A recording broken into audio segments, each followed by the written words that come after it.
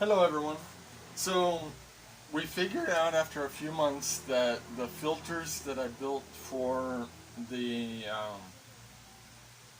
tables that filter the water going back to the tank were clogging up really easy. So we decided to change them to Bell Siphons. So I'm going to show you how I'm making Bell Siphons for the tables. Now this part, normally this part would be in the cement in the bottom of the tanks that I'm going to build. However, these are with the skylights and the vinyl that I use, so I'm having to improvise a little bit. This is going to be the bottom half of the Bell Siphon. This is a cage we built that will go right here to filter and keep all the detritus that goes into the water from going inside the Bell Siphon and clogging it up. Now, that obviously will need cleaned every week or so, and I have an employee that is tasked to do all of that. Now, right here is going to be the riser tube. Now what happens with this, I'll show you. I'm going to put it together first. This is the female half that goes here. So we're going to rubber cement it together. I don't know if you can see that really well, but we'll continue with the video. Now, we'll use the side that's a little bit angled. Just cover both ends with that.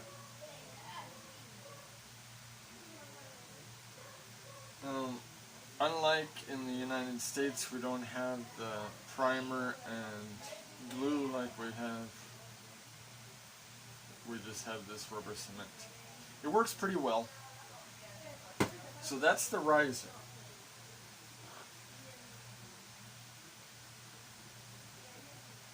We won't need the glue again. Normally I glue every pipe together, but for this it's not necessary.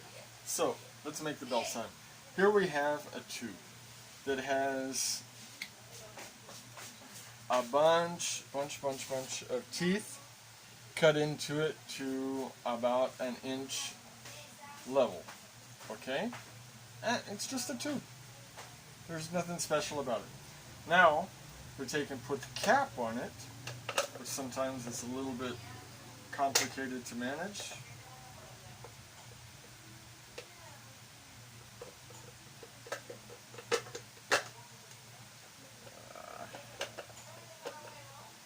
Like I said, sometimes it's a little complicated to manage this.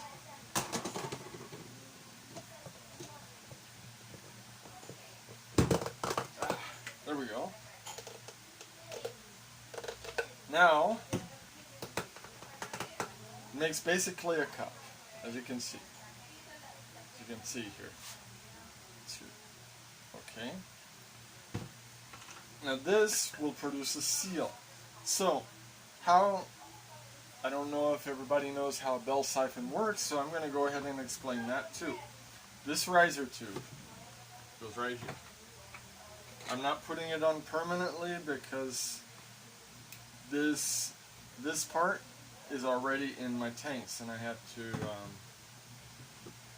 put this riser tube on it. I'll show you that in a minute. This is the Bell Siphon, okay? It goes right here. Now,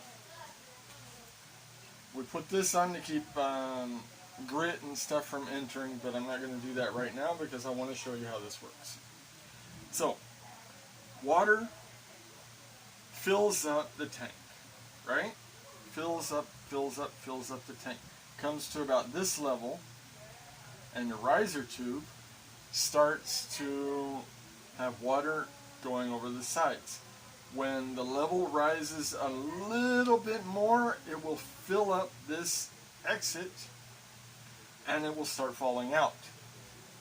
Because this is sealed, because this is sealed on the top, When the water starts falling through the tube, it activates an automatic siphon. Then it will, instead of just draining to the riser, to the top of the riser, it will siphon all the way down every drop of water that's in the tank. This is how the ebb and flow filters work. It'll rise, cause the siphon to activate, and drain. Drains in about 5 minutes. I'm going to show you how that works in just a jiff. Actually, it takes a really long time to fill up, but the draining part takes about 5 minutes. So hopefully my system is right about full, so we can show you. If not, we can activate the big pump and fill it up and show you how that works. So this just keeps grit and stuff from entering. I put this on it so that the Bell Siphon does not lift up when the water starts entering, and it causes the siphon to activate. It needs this to keep it from falling out over, basically. Okay, so I'm gonna pause and hopefully can take you guys outside without having any trouble with the video. Yeah, okay. I'm pausing now. So here we are outside in my nursery. I'm going to give you a quick look around. Over here is one of the tables. These are what we're modifying. These have seedlings in them and plants growing in a synthetic foam element. You've already seen that before. Over here is one of the tables we've completed cleaning up and adapting to this new system. Here you can see the construction that we just witnessed building right there, okay? And you can see the tubes are spraying downward, filling this tank up, and it's pretty slow. So what I'm going to do is turn on the big pump. It'll fill up a little faster, and we'll watch it be able to fill up and then drain. Okay, I'm going to show you over here. If you look, over here is where the new construction that I just did goes. And all the plants you see up there. Hold on. We got quite a mess around here. This place is always under construction a little bit. So we have 5 tables in total with seedlings on them. As you can see over here, this is our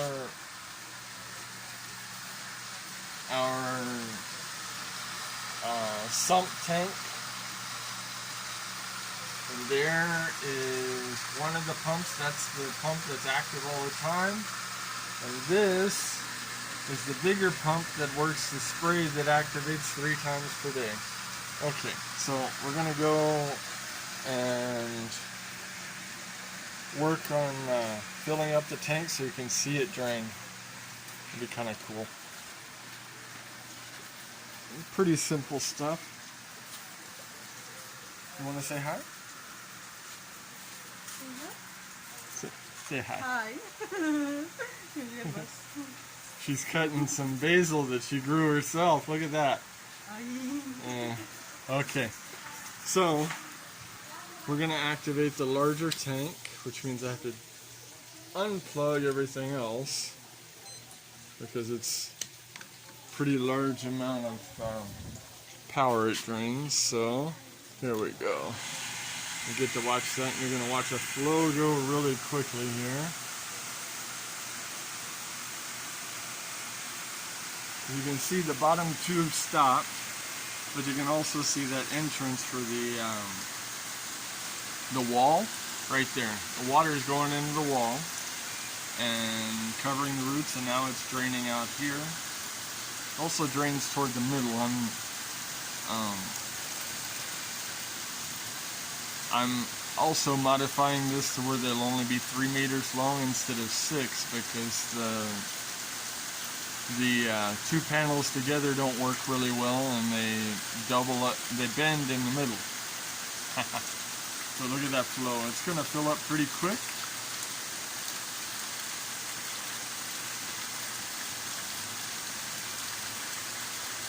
And then once it fills up, you can see it dropping down there too.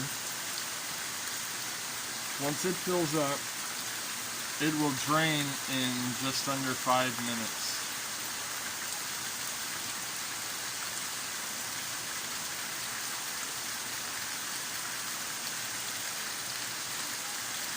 Now this part isn't finished. I'm going to put another spray tube in it with the sprayers pointed up, because these layers of synthetic fiber that have the seedlings in them have been receiving water 24/7, but I don't like that because it's not letting them grow. I think they need the intermittent spray instead of all the time.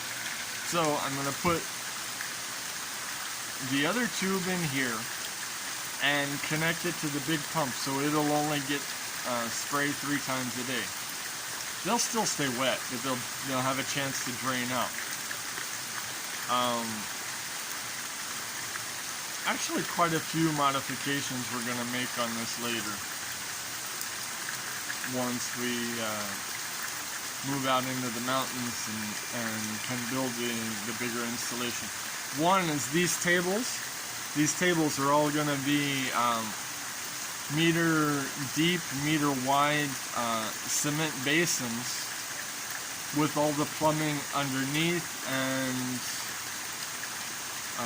permanently placed.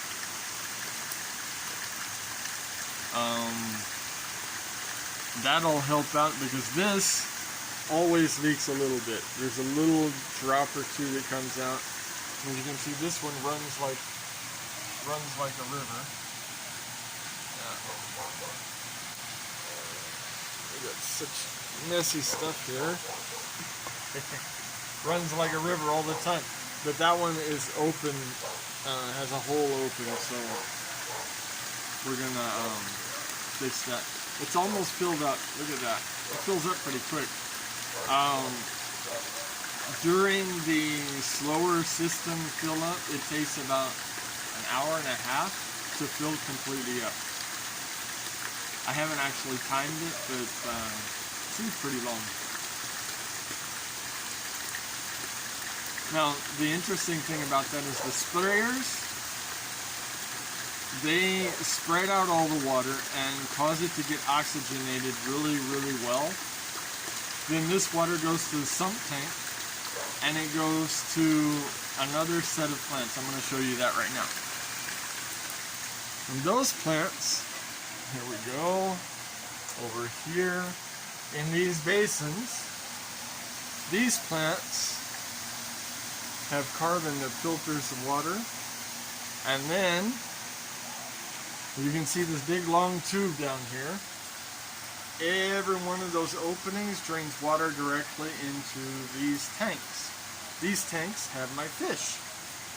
The fish run the whole system. They are my fertilizer. So, yeah, they get very oxygenated water from that. It's awesome, awesome, awesome, awesome.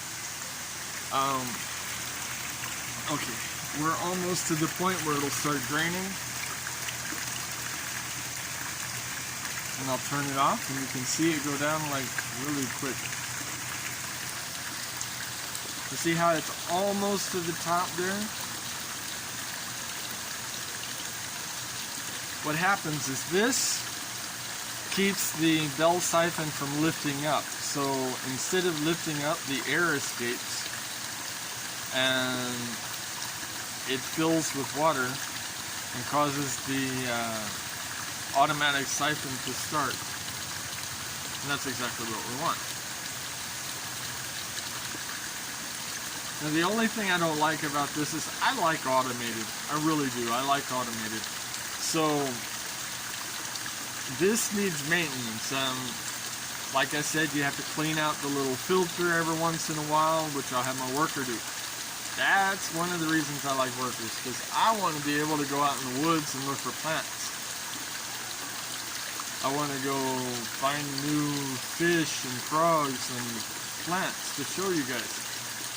The worker, he doesn't care about any of this. He just does what I tell him, which is good. He just does what I tell him to take care of the system, so he has a job. He has a really good job too, and he's paid double the Colombian minimum wage, which isn't much by American standards, but we're not in America. Or US rather. Oh, that is leaking a lot of water on there. So anyways, this is almost ready to start. Should be. I don't think it's going up anymore.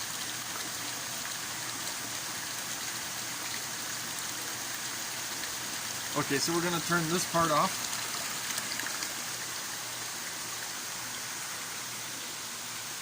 Right here.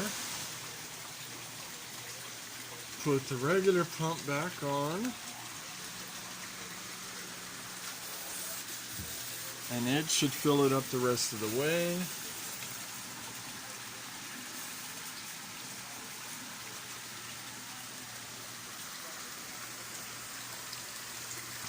And we will see it drain pretty quickly.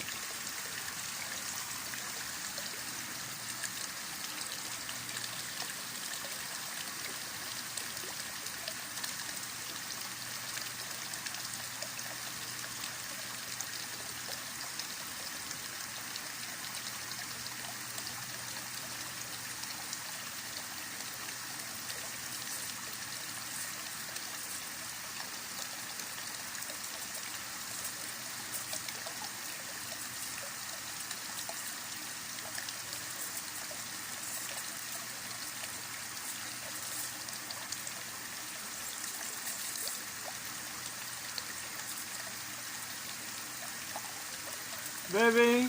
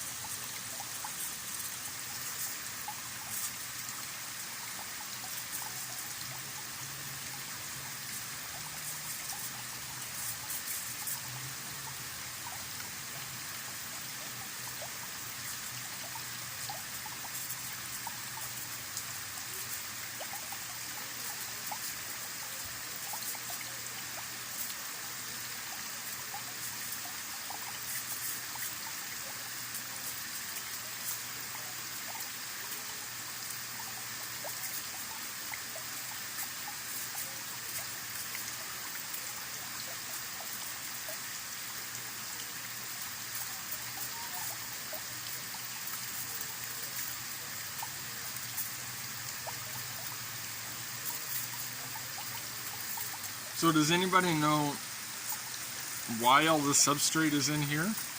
All the leca and charcoal? Well, I'll tell you. With the water running all the time, it produces the same effect as if you have an aquarium. In the aquarium under gravel filter, you have bacteria that process everything. All of the urea, ammonia, nitrates, and basically works exactly like the aquarium. I have more substrate than I need because I'm going to overload my system with fish. Right now I have a couple hundred fish, but I have 1,000 gallons of water. I think in these tanks I can probably put 2,000 or 3,000 fish. Once I have that much of a load, the extra substrate is going to be needed. This will be used to process all of the waste. Yeah, it's taken a while to fill up. I actually thought I could put fish in these tanks at first, but then I see how fast the water drains once it's ready to drain. This won't happen. It goes down to about this much water on this end only once it starts. I don't think it started yet.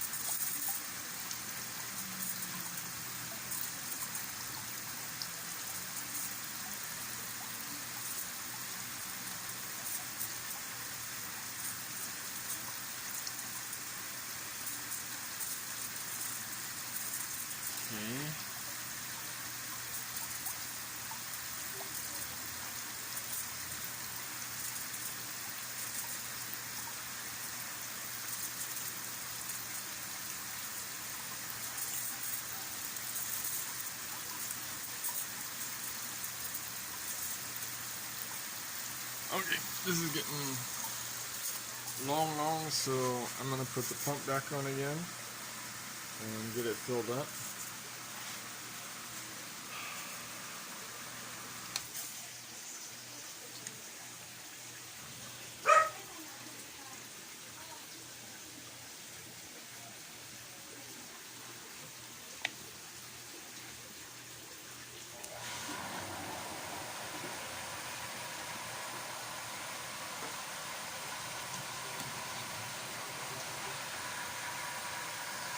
Oh, well, it looks like it's already dropping. Look at that, it's already siphoning. You can see it's went down a little bit. I think.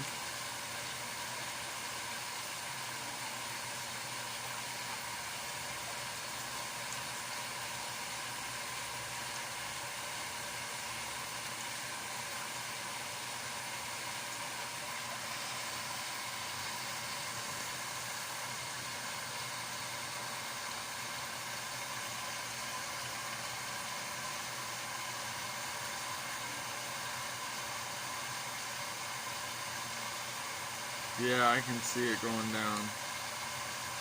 If you look right there, there's a line on the filter. You can see it going down.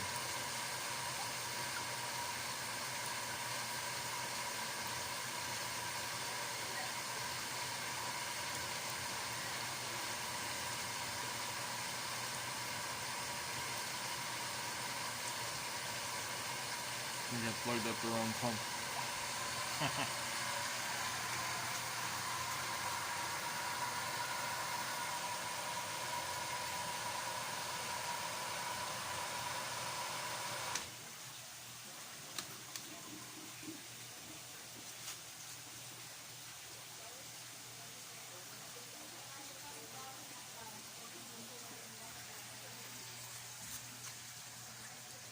Is it going down?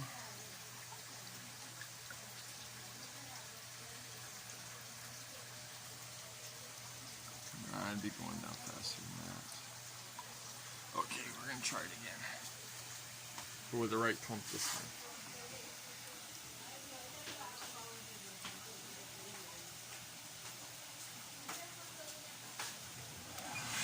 There we go.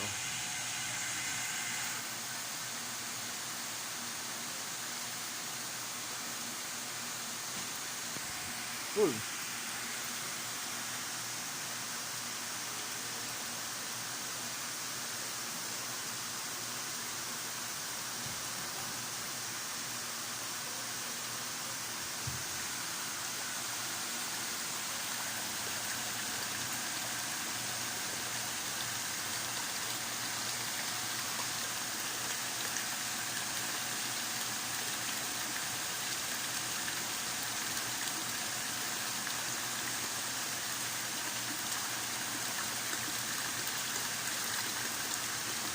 And I think it actually was dropping a little bit.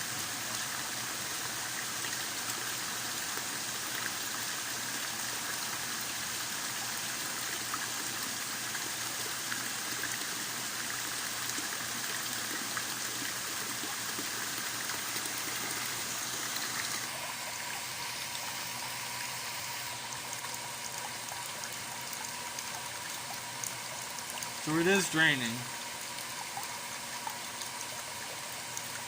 It's just taking a while.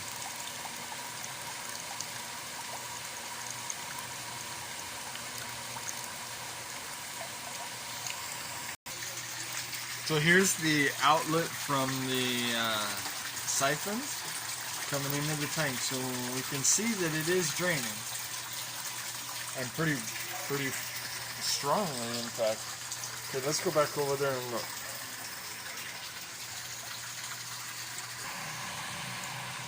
Look at that drop.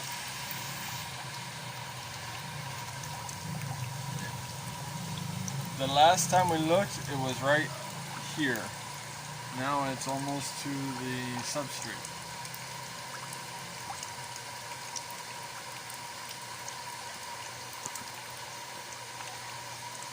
This is pretty slow, but we don't want it really fast.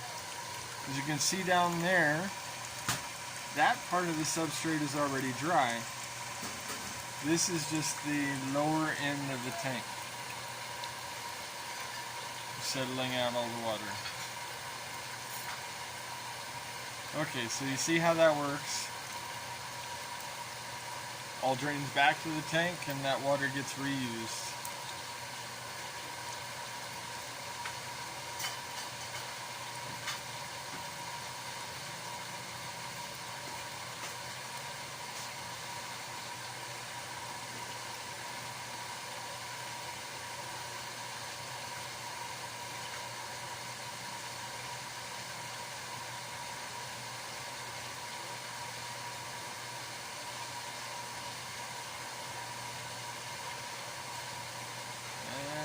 She blows all of the water.